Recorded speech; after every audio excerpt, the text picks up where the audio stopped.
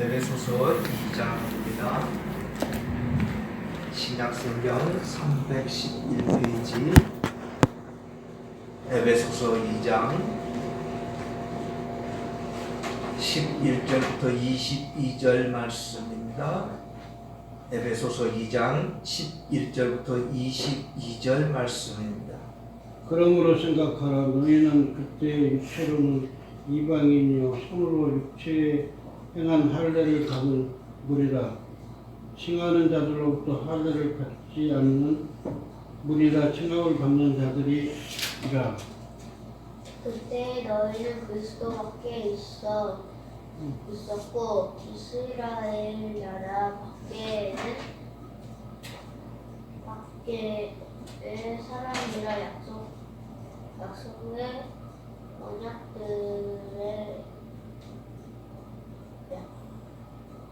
언약들에 대하여는 외인이요 세상에서 소망이 없고 하나님도 없는 자이죠.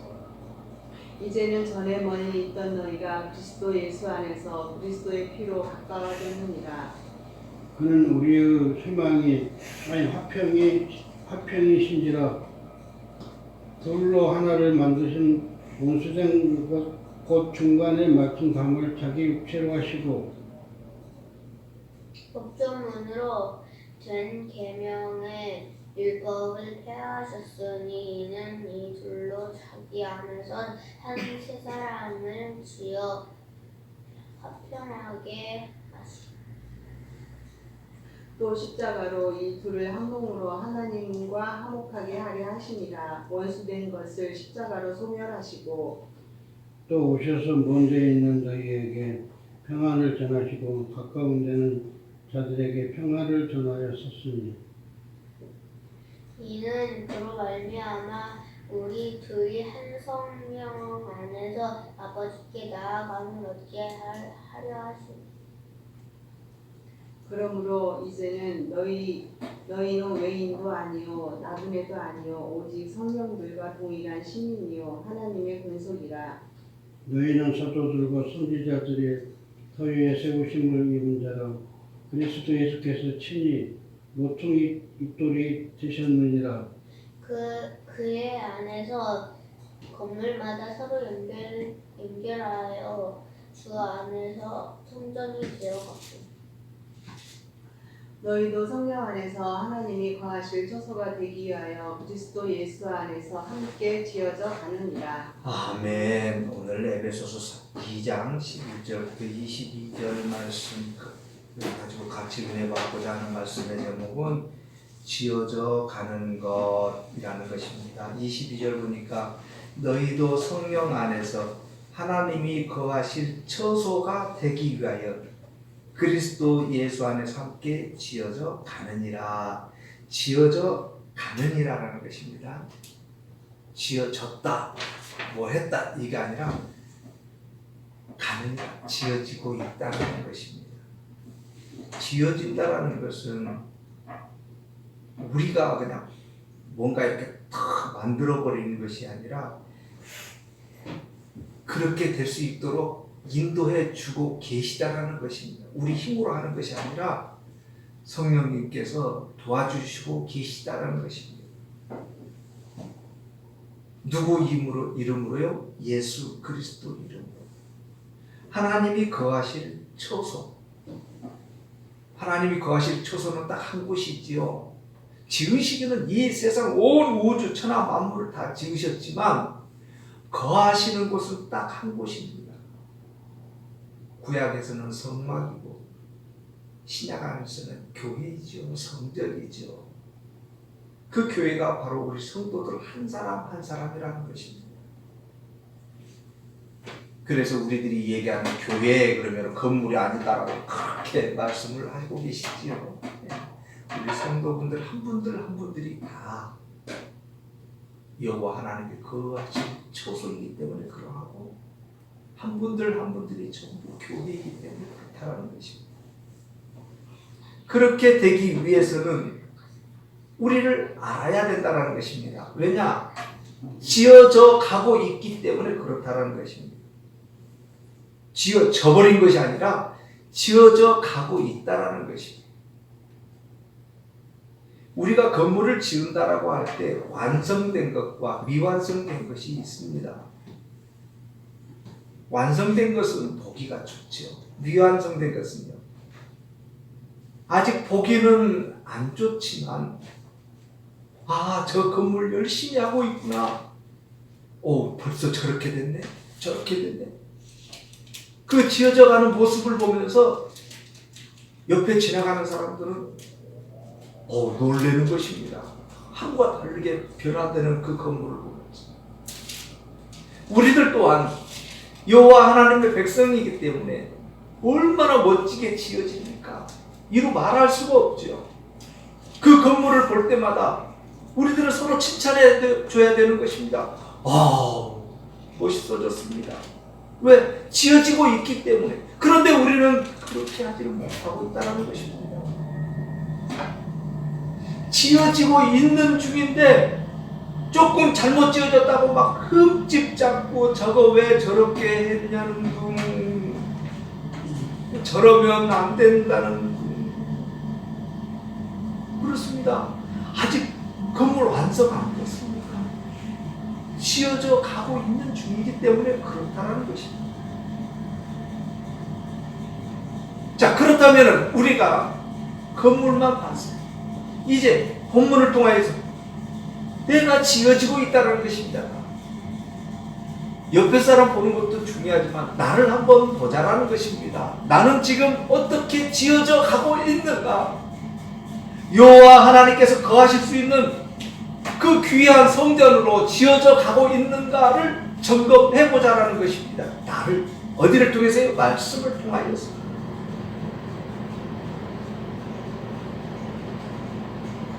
우리는 그것을 통해서 내가 누구인지를 먼저 알아야 되는 것입니다. 12절 보니까 그때라는 것은 당연하죠. 우리가 여호와 하나님도 모르고 믿음이 뭔지도 모르고 예수 그리스도가 누구인지도 모르던 그때에 우리는 어디에 있었는가? 그리스도 밖에 있었다라는 것입니다. 이방인이라는 것이죠. 선택과는 전혀 거리가 먼 사람이라는 것입니다. 그때 이스라엘 나라 밖에 사람이라는 것입니다. 약속도 언약도 없었던, 하나님도 모르던 그런 우리라는 것입니다. 우리가 언제부터 그걸 알았는가? 이제 물어봐야 되는 것입니다. 그러면은 나는 언제부터 여호와 하나님을 알았고 예수님을 알았고 믿음을 알았는가? 알아야 되는 것입니다. 왜냐? 오늘 본문에서 그때라는 것을 몰랐던 얘기를 하는 거니까요. 그리고 그 시점으로 알던 시점이 또 있다라는 것입니다. 그거를 한번 생각을 해보자는 것입니다. 그래서 우리는 그 시점이 언제인가 이렇게 점검을 해보면은 이제 성경적으로 얘기하면은 너희들이 믿을 때에, 많이 들어보셨죠? 우리 너희들이 믿을 때에 성령을 받았다. 왜냐하면은 성령을 받고 안 받고는 어떤 차이가 있는가? 우리가 예수 그리스도를 주라고 시인도 못하던 때이기 때문에 그렇습니다. 여호와 하나님 아버지라고 부르지도 못할 때입니다. 성경은 분명하게 말하고 있습니다. 우리에게 무엇라고 말하고 있느냐? 행하라는 것입니다. 행하라고 그러니까 무엇을 막 열심히 행동하고 열심히 봉사하고 이런 행동도 있지만 더 중요한 것은 하고 있는 나를 발견하라는 것입니다. 기도하라. 하라라고 그럽니다. 그냥 기도하고 그냥 말아버린 게 아니라 하라는, 행동하라는 것입니다. 행동하라. 많은 사람들은 기도만 하고 있으면 답니까? 아닙니다. 지금 기도하고 있다는 것은 행동하고 있다는 것이고 답을 찾고 있다는 것입니다. 지금 건설돼 가고 있다는 것입니다. 지어져 가고 있다는 것입니다. 지금 완성 아닙니다. 그래서 성경에서는 계속해서 명령을 하는 것입니다. 명령. 떠나라. 기도하라. 말씀 순종하라. 하라. 하라는 게 뭡니까? 움직이라는 것입니다. 행하라는 것입니다. 믿음도 마찬가지입니다. 이 세상 사람들은 여호와 하나님 모르는 사람이 있습니까? 예수님 모르는 사람이 있습니까? 다 압니다. 알기만 하는 거예요. 알기만 하는 거예요. 그런데 믿어라 하잖아요. 믿어라. 행동하라는 것 아닙니까? 알고만 있지 믿지는 못하고 있다. 차이는 그 차이입니다. 우리 또한 동일합니다. 그때와 지금과 차이는 하나도 없습니다. 단지 안다라는 차이는 우리는 행동했다라는 것입니다. 오늘 이 시간 예배드리러 교회에 나왔다라는 것입니다. 기도하고 있다라는 것입니다. 여호와 하나님께 부르짖고 있다라는 것입니다. 우리는 그 전과 그 후를 나누고 있을 때 나를 점검하는 것입니다. 지금 나는 지금 현재 무엇하고 있는가라고 점검하면은 그때와 지금은 차이가 있다라는 것입니다. 그 모든 것들이 그냥 내 마음대로 되고 있는가? 아니라는 것입니다. 그 모든 것들은 다 그리스도 보혈의 피 안에서 이루어지고 있다라는 것입니다. 그래서 우리는 전도할 때마다 이렇게 전도합니다. 예수님 믿으십시오라고 전도하는 것입니다. 전도할 때 이렇게 하면 좋지 않습니까? 예수님을 아십시오라고 전도하면 참 쉽지 않습니까? 그럼 지나가면서 그럴 거 아닙니까? 알았어요. 나 예수님 알아요. 그러면서 지나갈 거예요.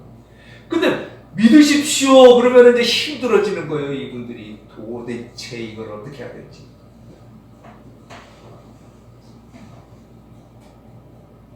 우리들 또한 동일한 것입니다. 그 그리스도 보혈의 피로 우리가 움직이고 있구나를 알아가는 것입니다.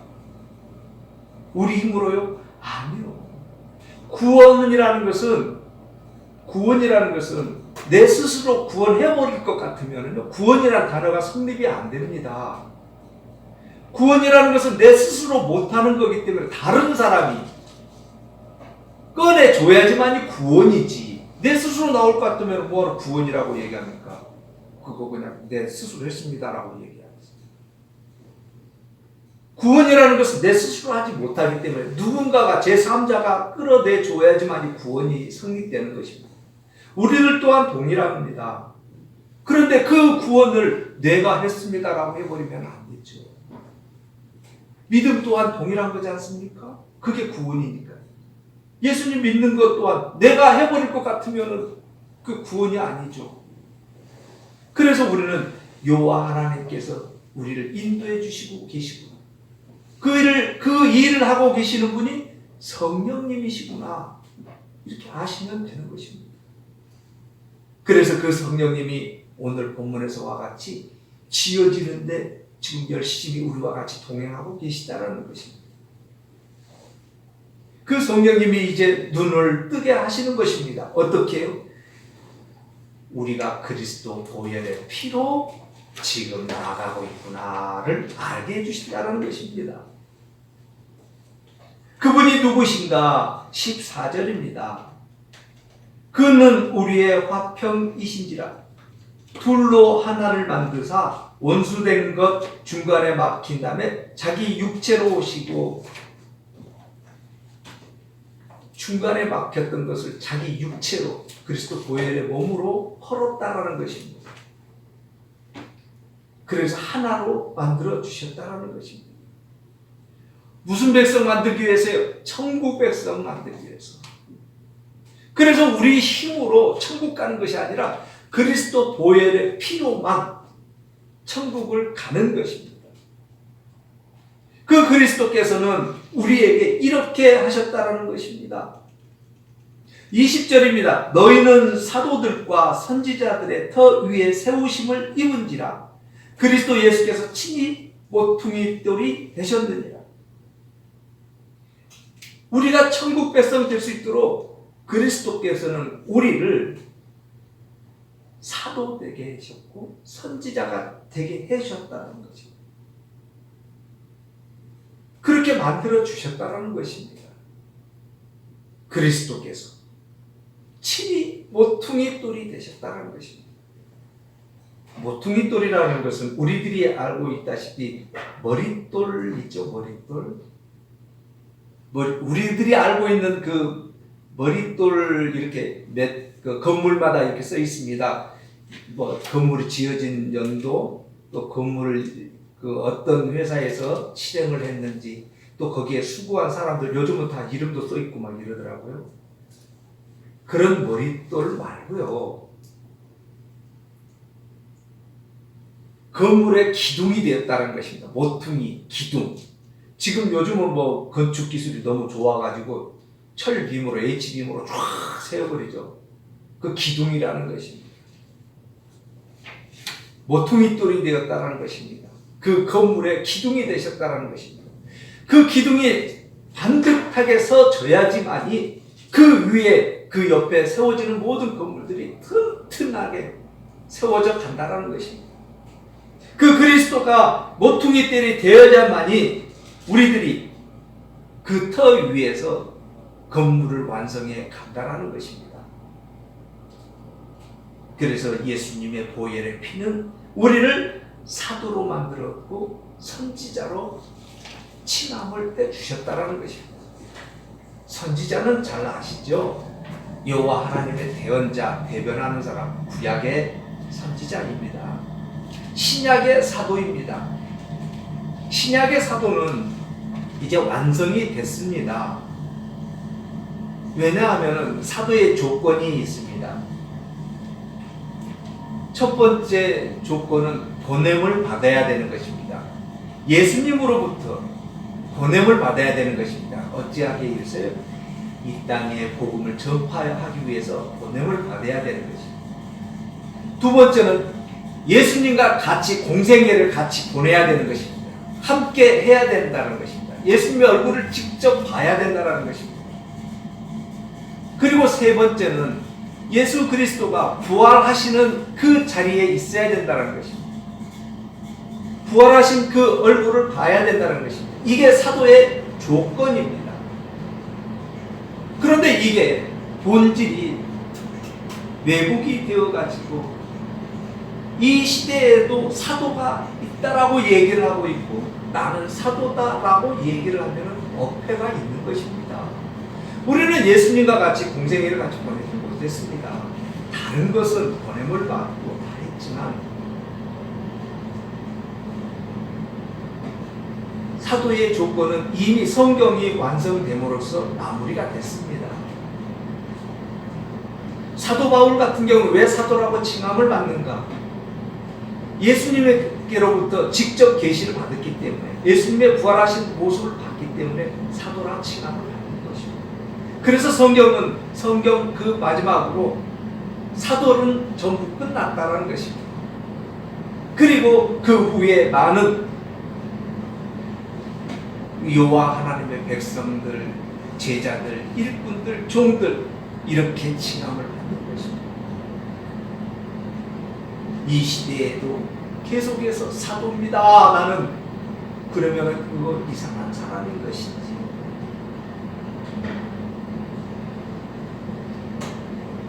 그런데 우리를 예수 그리스도 보혈의 피로 인해서 그 터 위에 세워졌다라는 것입니다. 칭함을 해줬다라는 것입니다. 얼마나 좋은 일입니까? 예수 그리스도께서 그런 자격도 안 되는 우리를 그 터 위에 올려놨다는 것은 너무너무 감사한 일입니다. 중요한 것은 왜 거기에다가 올려놓으셨는가 의문이 된다는 것이지요. 19절입니다. 너희는 외인도 아니요 나그네도 아니요 오직 성도들과 동일한 시민이요 하나님의 권석이다. 권석이다. 권석. 가족이라는 것입니다. 가족. 여호와 하나님과 같이 형제라는 것입니다. 예수 그리스도와 같이 형제라는 것입니다. 여호와 하나님의 권속 가족이라는 것입니다. 가족. 그때는요 여호와 하나님의 백성이 아닌 거죠. 이제는요 여호와 하나님의 백성이라는 것입니다. 그래서 그리스도 보혈의 피로 우리를 사도로 선지자로 그 터위 위에 세워주셨다라는 것입니다. 목적이 있습니다. 그렇게 세워주신 목적이 있습니다.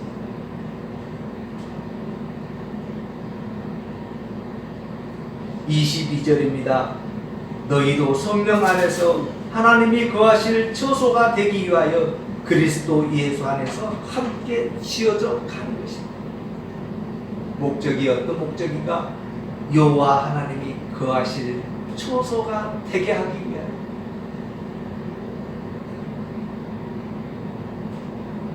여호와 하나님이 우리 안에 거한다는 것입니다.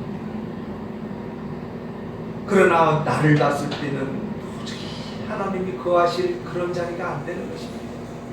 그런 자격도 없죠. 나를 봤을 때는 엉망인 것입니다.